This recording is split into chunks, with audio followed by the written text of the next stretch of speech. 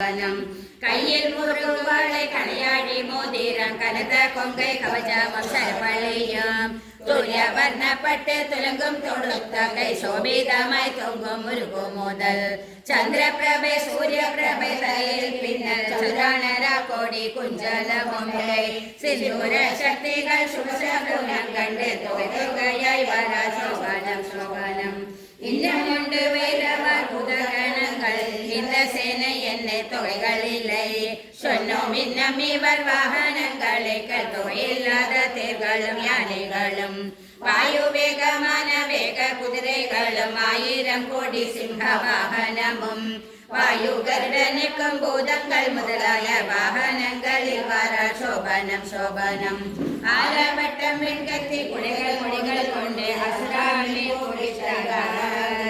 கோலாகலமாக யுத்தம் பேரி வாத்தியம் முழங்க கொடி பறக்க அணியணியார் தேவவாத்தியம் முழங்க கந்தர்வர் கானம் பண்ண தேவராசிகள் நாட்டியம் ஆடிவர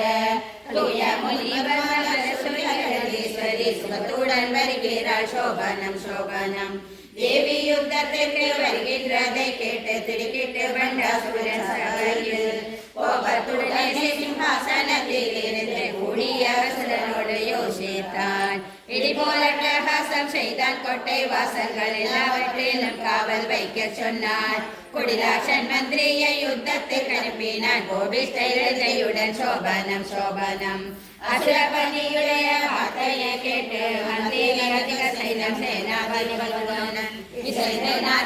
அசோகினி சேனைகளை கொண்டு எல்லா வாசல்களையும் பார்க்க சொன்னான் துர்மதனை யுத்தத்திற்கு போகும்படிக்கு சொல்லி அனுப்பினான் சேனையுடன் துர்மதனை சம்பர்கலியம்மன் வரைத்து நிர்மூலமாக்கினான் சோபனம் சோபனம் உருண்டை சம்பர்கலால் உருண்டான் துர்மதன் என்று வருண்டு வந்த சூரர்கள் முறையிட்டார்கள் வைகுண்டபண்டாசுரன் குண்டனை அனுப்பினான் உருண்டான் அவனும் அஸ்வருடையாலே